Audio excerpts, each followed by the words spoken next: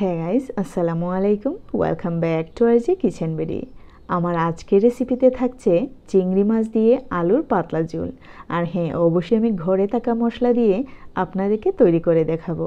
তাহলে চলুন আমার আজকের এই রেসিপিটি দেখে নেওয়া যাক। এইখানে নিয়েছি প্রায় 800 গ্রামের মতো চিংড়ি মাছ। দেখতে পাচ্ছেন মাঝারি সাইজের চিংড়ি মাছ আমি কিন্তু খুব ভালো করে ধুয়ে পরিষ্কার করে বানিয়ে নিয়েছি। এইখানে নিয়েছি দুটো মাঝারি সাইজের আলু। দেখতে পাচ্ছেন আমি কিন্তু স্ট্রাইপ করে কেটে নিয়েছি। আপনারা অবশ্যই আপনাদের পছন্দ মতো কেটে নিতে পারেন। চলুন তাহলে এবার রান্না করা যাক। একটি প্যান বসিয়ে দিয়ে দিচ্ছি পর্যাপ্ত পরিমাণে তেল, আর দিয়ে দিচ্ছি 1 কাপ পরিমাণ পেঁয়াজ কুচি।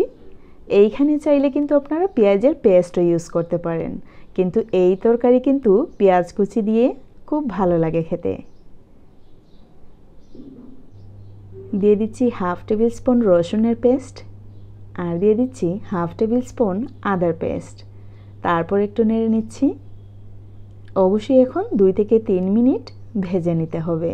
তারপর দিয়ে দিচ্ছি স্বাদ মতো লবণ, 1 চা চামচ পরিমাণ হলুদের গুঁড়ো, 1 চা চামচ পরিমাণ কাশ্মীরি মরিচ, হাফ টেবিল স্পুন জিরে গুঁড়ো। এখন অবশ্যই মশলাটাকে 3 থেকে 4 মিনিট ধরে কষিয়ে নিতে হবে। দিয়ে দিচ্ছি আলু দেওয়ার পর আরও 1 থেকে 1.5 মিনিট নেড়ে চেড়ে তারপর অবশ্যই আমরা ঢাকনা দিয়ে ঢেকে দেব, যাতে অর্ধেকটা সেদ্ধ হয়। ঢাকনা দিয়ে ঢেকে দিলাম প্রায় 5-7 মিনিটের জন্য। ঢাকনাটা তুলে দিলাম আর দিয়ে দিচ্ছি 1 কাপ পরিমাণ পানি। মাঝারি সাইজের চিংড়ি মাছ কিন্তু খুব তাড়াতাড়ি সেদ্ধ হয়ে যায়, তাই জন্য অবশ্যই আলুকে আমাদেরকে 80% মতো সেদ্ধ করে নিতে হবে। ঠিক এই মুহূর্তে দিয়ে দিচ্ছি চিংড়ি মাছ,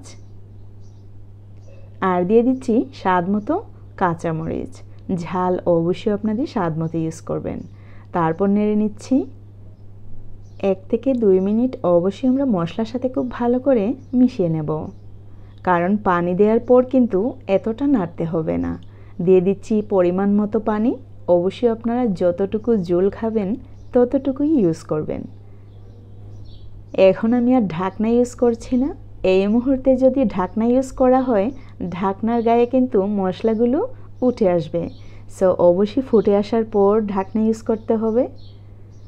প্রায় 5 মিনিট হয়ে গেল ফুটে আসছে, দেখতেই পাচ্ছেন। এখন অবশ্যই 3 থেকে 4 মিনিট নেড়ে চেড়ে জাল করার পর চুলার আগুন মিডিয়াম টু লো ফ্লেমে করে দেবেন। চিংড়ির কালার কিন্তু লাল হয়ে আসছে, তার মানে আমাদের তরকারিটা হয়ে গেছে। আমি কিন্তু এখন নামিয়ে নেব। আমার মোট 30 মিনিটের মতো লেগেছে। আপনাদের ক্ষেত্রে অবশ্যই কম বেশ হতে পারে।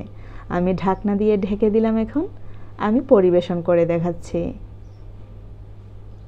এখনের যুগের মানুষ কিন্তু অনেকটাই সচেতন। রাতে কিন্তু অনেকেই খাবার কম খায়। এই রেসিপিটি দুপুরে হলে কেমন হয়? দুপুরে হলে আশা করি পেট ভরে খাওয়া যাবে। আমার এই রেসিপিটি ভালো লাগলে একটি লাইক দিতে ভুলবেন না। বেশি ভালো লাগলে সাবস্ক্রাইব, আরও বেশি ভালো লাগলে ফ্রেন্ডস, ফ্যামিলি, এমনকি নতুনদের সাথে শেয়ার করতে ভুলবেন না। See you in the next video. Till then, bye, আল্লাহ হাফেজ। সবাই ভালো থাকবেন, সুস্থ থাকবেন। আসসালামু আলাইকুম।